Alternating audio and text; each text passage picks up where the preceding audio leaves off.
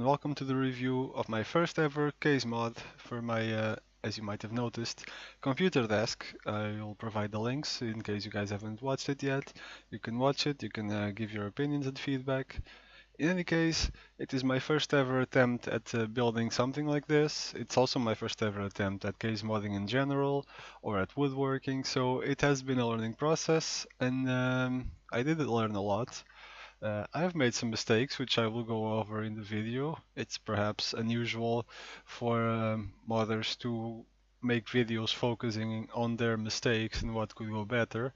Usually it's more highlighting the better aspects of the video, but this video is also kind of an instruction and let's say don't repeat my mistakes kind of video for people that are also just beginning to get into this area and just trying their hand at case modding for the first few times.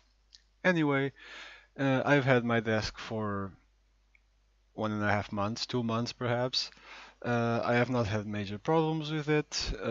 Actually, I have not had problems at all with it. Everything has been functioning like clockwork. I am pretty satisfied with it. There are some less good sides, some better sides. There are things that I could have done better, and lessons were taken and lessons were learned. And without further ado, I will let you guys see the things that I'm in and what I am talking about. Well, for starters, let's mention the general appearance of the desk. I am quite pleased with it. The black is maybe not the most original color, maybe it doesn't make it stand out as much and doesn't favor the components and lighting that much, but it was a safe choice to go because, well, can't really go wrong with black much. And if you make some mistakes, which I did make some mistakes, black kind of covers it and makes it harder to see, so there's that. It's decent for a first project, I suppose. Now, moving on to more detailed things, the frame that I used to support the desk. It's steel, it's quite sturdy and easy to assemble. It was not super cheap, and it came on standard metal silver color, let's say. And I painted it black with primer specialized for galvanized steel. I etched it first so that the primer would take first and would not just peel off. And then I painted over it with this black metallish-y paint. At first glance, it looks okay, but once you go closer for the details, maybe you can see, even with those precautions to make the paint stick, it's perhaps not very visible, but it did get scratched off and peeled off in some places. So it's not perfectly ideal, and I could have easily gotten a pre-painted, not painted, but black powder coated version of these pipes, let's call them. And I didn't because it was 70 euros more expensive, and I thought, oh, I can just paint it myself. End of the day, I just spent another 20-30 euros in paint for it. I had a lot of extra work and the result was not amazing. So if I ever build something with this again, I will definitely go for the powder coated ones, because it saves you some money, but you get a much better result in the end, and you end up not saving that much since you have to pay for paint and all that. As far as size goes, I could have gone smaller. In a way, if you look inside, there is a lot of empty space that does not really favor the look much. It's a bit there's a bit of glare, so you maybe cannot see very well. But there is plenty of empty space around the components, especially here on this side with the graphics card. That empty space never looks good on the build. Doesn't have to be super busy either, but it has to be spaced out properly. And in this case, it isn't spaced out ideally, so it is a bit too big, but you live and you learn, and next time I might just make the fans stand up vertical on the side there, and also on that side stand vertically against the side. But then I have the issues that I really wanted fans at the front because it's just visually a lot better. So I had the problem here that I did have to make it big to fit the 3 fans at the front, otherwise They would just plain simply not fit. Now, the solution for that would be to, instead of having a flat surface like you see, to have it going up.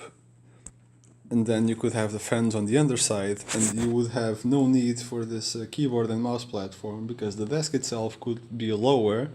You would still have room for your legs because the desk is rising diagonally, and you could make it lower. You put the keyboard simply on top of the glass, and the fans can be there basically under you. Now, it is a better solution, although I'm guessing that you might get a coldish crotch from the air movement there, but that's a different story. Not sure how pleasant it would be, but it is definitely something I want to try on my future desks, at least make one model like that to see how it works out. Temperature-wise, I have no complaints. I have a total of 8 fans, if you count both just the normal air fans, let's call them, and AIO cooler fans that provide water cooling to the CPU. I have not seen the temperatures rising above the 30-ish degrees, but then again, I am also not pushing it too hard. I have an older CPU and motherboard, much older, let's call it. It's an i5 4460, and I have a GTX 960. The CPU cannot even be overclocked, that's how basic it is. And the graphics card is just very slightly overclocked. So yeah, the temperatures don't rise much. This is in part due to the water cooling in the CPU, coupled with the just a much greater amount of fans that you usually have on the case, because normally you have like 3, 4, 5 fans at most. I have a total of 8 here, so that provides a lot of airflow, and that also is a consequence of just the fact that it is a desk build, and there is a lot more air in there than it is in a case. So with more air available, the heat will dissipate in the available air more, instead of just being trapped in a small space of a case. So just that fact alone makes it a lot easier to keep the temperatures under control, as long as you have adequate airflow in the case to keep it cool. Now, as for the fans themselves, I have made a video previously, you can check it out. I am pleased with the hardware. I am not so pleased with the software, but that's something that will be improved when I upgrade my motherboard, and I will be able to control the fans software-wise a lot better. Now, the glass. The glass is a different story. It does its job, it's sturdy, it's nice to look at and all. I like it's just a normal clear glass, but it always has a bit of a tint, let's call it, and the glare. It's difficult to film on, as you can see, but otherwise it's nice to look at when you're actually looking at it in real life. Now, there is a very big disadvantage that every desk PC user should be aware of, is that it's a nightmare to keep it clean. I have cleaned it yesterday, like squeaky clean literally, and you can already see like little dust particles, little small fingerprints, everything. It's a nightmare to keep this presentable. It doesn't look horrible when you look at it. It actually looks a lot worse when you're filming it. So don't think that it's completely dirty in here or something. But yeah, it is difficult to keep it completely squeaky clean. Another issue with the glass is that I had the frame built before I ordered the glass, and as such I could not fit it completely perfectly well, because, well, when you glue, I have this little edge around where the glass should sit, and when I glued that in there and painted it and all, I did not have the glass yet, so I had to make the measurements afterward for the glass and all that. But unfortunately, as you glue something, sometimes it slides a millimeter one way or the other. There's not a lot of you can do about it. I mean, I am an amateur at this. There might be techniques to do it, but I have not learned them yet. So yeah, end of the day, as you can see, the glass, sorry for the apparent dust, but like I said, I cleaned it yesterday, it's ridiculous. As you can see, it fits perfectly along the edge there and along the back, but as you come towards the front, you have a bit of a gap between the desk itself and the glass. Now, it's not more than maybe a millimeter, 2 millimeters perhaps at some spots, but yeah, it's not perfect. A lot of people will be like, whoa, it still looks amazing. Everyone that I've showed my desk to, they were pretty amazed by it. But then again, they were no case modders, they were no perfectionists, and it's different when you show it to someone that is not used to this kind of stuff than to show it to someone that has an attention for detail and strives for perfection like I try to. No, I might not have hit the mark, but like I've said before, I am happy with the overall result considering it is my first project. Another mistake I made was with the false bottom and with the cable management in general, together with this little edge that I've built intending to put LED strips under. Now the LED strips are still missing because I have to upgrade my motherboard to be able to control them without a specific controller, but as you can perhaps see, I have built a small, 2 centimeter perhaps edge all around the inside of the desk so that I can house the LED strips under there. Now what does this mean? It means that when I decided to apply a false bottom to the desk to hide the cables under, that means that I could no longer just build I could not just build a false bottom and drop it in from the top and just fit it in like that. It had to slide in. It had to basically slide in like this part, and this part had to slide in from the back. And even then I had to make it in 3 parts because I had to play around with it going under this little profile that I built. Now that means that you will have, as you can see there, a seam, let's call it a seam or a joint, where the parts meet each other. Now in this case it was made worse by the fact that I had a small issue with the power button. It was basically short-circuiting and not starting the PC at all. But at that moment I kind of panicked and I thought there was a screw from the false bottom poking in through one of the wires or something. So I started unscrewing wires holding the fake bottom down. As a result, this happened. One of the parts rose up a lot, the other sunk down a bit, and they are at the moment not really lined up perfectly. Now this is a temporary setback because next time I open the desk I will just make sure that it fits properly and that it's all nice. But again, it is a mistake, and this is a review of the general situation of the desk and how happy I am with it, but also a showcase of my mistakes, which is something probably unusual for a case modder to do, but because usually you want to show off and see how amazing it is. But I want to be honest, and it is, like I said, my first project. People make mistakes, and my goal with this is to help other people that are starting doing stuff like this, like me, that have never done this before. And it is a case of you can research a lot, like I did, you can ask a lot of advice, like I did. At the end of the day, you have to do it yourself. Often you have to do it alone if you don't have friends or acquaintances that are also interested in this kind of stuff. And end of the day, you will make mistakes and you will learn from them, because a lot of what I did here wrong, I know that I will never do it wrong again on the next desks.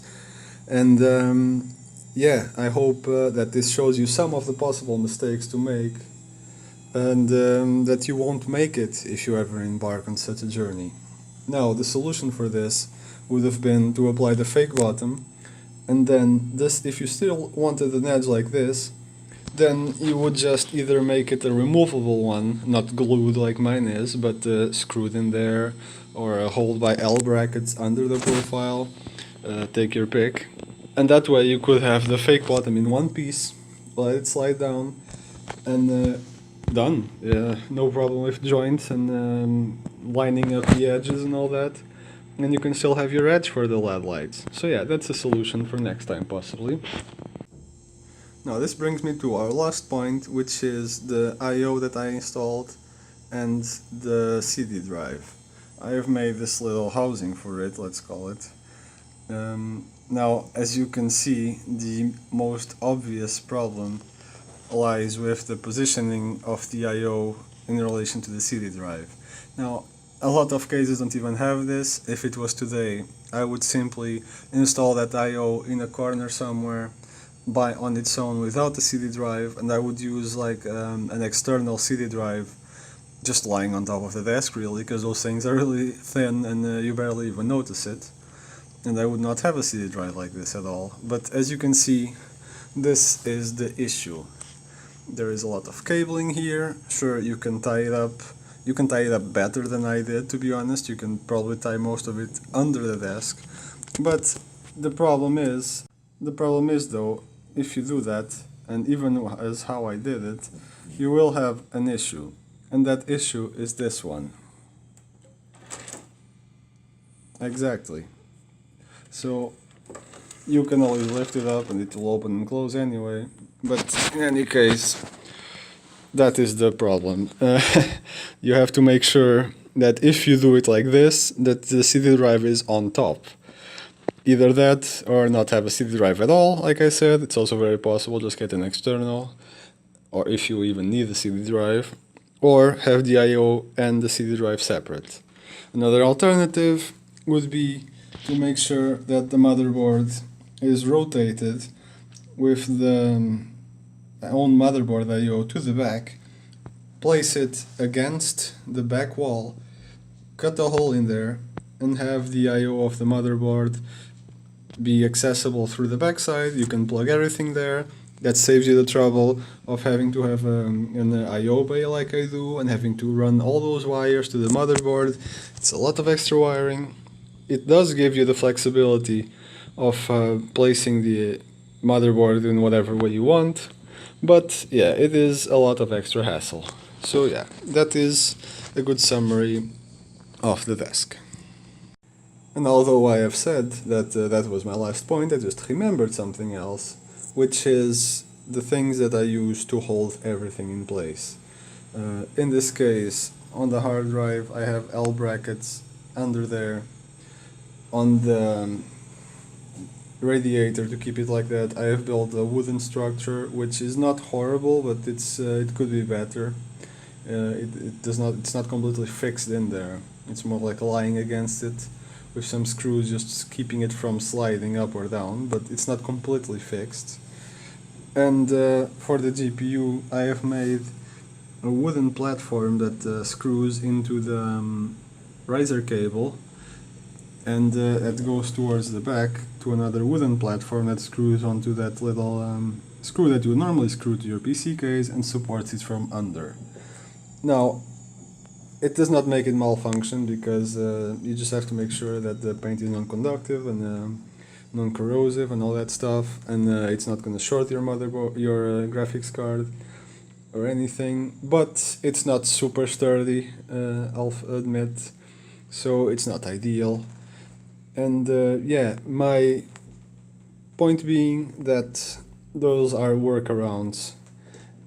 I am currently considering in the future to get a small 3D printer, along with some other tools, of course, but a small 3D printer in the future, and that would enable me to 3D print the holders for whatever I need, whatever shape I need, size I need, and that would open up a lot more possibilities in me doing stuff like this, and also modding in cases in general. But like I said, I had to get creative, so it is not super, but it gets the job done. Okay, so those were the main points that I wanted to focus on. There are other little things that are difficult to express on video, mostly because I'm using kind of low quality cameras. I'm currently looking for a better camera so I can provide better videos for you guys. In any case, those were my biggest complaints. the software control for the fans is a big minus. The way the fake bottom turned out is also kind of a letdown, but like I said, I was limited by the setup that I did with that profile for the LED strips, and also I can align it a little bit better still next time I lift up the glass to do some maintenance in there, because it is quite a bit of work to take out everything off the desk, take off the glass, and then when you're done, do it all together again. So yeah, maybe it's a bit lazy of me not to do it immediately, but that can wait until next time. It's not a game-breaking thing anyway. There are also other small aspects that I did not film because, like I said, it's difficult with less than good camera. The paint on the wood itself. It's sitting nicely, it's not peeling off or anything, but there is a certain amount of texture still, like little grain from the wood that is visible, and that can be fixed by me sanding it better and or applying more primer before actually painting the desk. So lesson learned for next time, I will sand it a little bit better and hopefully the paint job will do better, which is especially important since I don't intend to do it in black again.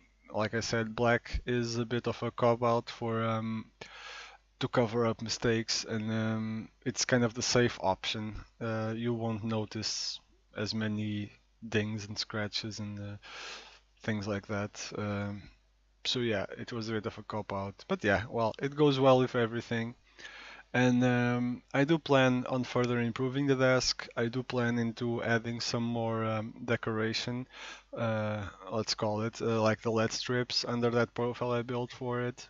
Also, I am playing with the idea of hatched acrylic with a LED behind or under to give more of a personalized lighting to it. I'm currently ordering tools for that, so I will hopefully in the near future be able to make a video about that and then further enhance my desk using what I have learned from that technique. Also, decals are an option. Uh, Special paint jobs are an option. That's completely up to you. In any case, after a month and a half, 2 months after having built this desk, I can confidently say that everything is working properly, working as intended. The temperatures are great; they're more than fine. I am planning a hardware upgrade in a few months to a bit more higher end stuff. So we'll see how the temperatures hold up with a bit sturdier gear and more demanding gear that will probably also heat up a bit more. Uh, in the a bit further future, I am planning on trying my hand at water cooling for a GPU. If that goes well, perhaps expanding the loop to also go for the CPU and ditch altogether the AIO solution that I have right now. And that will also free up a bit of cabling and things like that. So that is a plan for the future, but don't expect it anytime soon. The hardware upgrade comes first, and basically expanding my selection of tools that I have to work on this kind of thing is also a priority, as well as building a bit of a workspace that I can use for. So, considering I'm not made of money, the water cooling's gonna have to wait. The decoration might have to wait a little bit unless I can make it a bit cheap, which I probably will try to, and we'll see how that goes. Anyway, thanks for watching. If you have any plans of doing a desk like this, I am open for any questions or advice. Like I said, I'm not an expert on the matter. This is my first build, but even so, I have learned a lot on the things that you have to plan for, um, unexpected complications. What should you do for this or for that or for that goal? I can give a bit of advice or direct you to people that have given me advice and that are a lot more experienced in the matter than I am, and that have a lot better finished products than I do. In any case, I am always happy to help. I am also open to any suggestions or feedback, any ideas that you guys might have to that would have made this desk better or that can still make this desk better. I am open to everything. I will I will actually try to improve it if you guys have any suggestions that I can agree with and that I can aesthetically please me. So I again subscribe, like, send me your messages or comments. Uh, I would love to have some feedback on this because my feedback is a bit limited to people that have not much of an experience in case modding at all, so they're a bit, oh wow, that's pretty great. And on the other hand, I have the communities that I have been trying to become a part of that there is all more experienced people, people that already have a name in the field, and the reaction is on the other extreme. Not that I can complain about being bullied or anything; they're all pretty nice people, but it's very easy. I have made a lot of mistakes, as you might have noticed, and I also have done things less than perfectly in other cases, and people that have some experience are very attentive to detail, and sometimes it just reminds you of how far a road you have ahead of you to get on that level. And I do want to get to that level, but I am limited by my time, my tools, and most of all, my money. So yeah, it's difficult to make a top-end build. It's difficult to practice. It's difficult to get some experience in when you don't have things to work on. But in any case, I will do my best to continue evolving in this field and do it a little bit better each time. And I hope you guys will be there to watch the journey. So like, subscribe. That will probably give us some more exposure, some more chance to get some more work done, to get more support, and to make it worth it. And yeah, see you guys next time. Hope you enjoy my videos and have fun.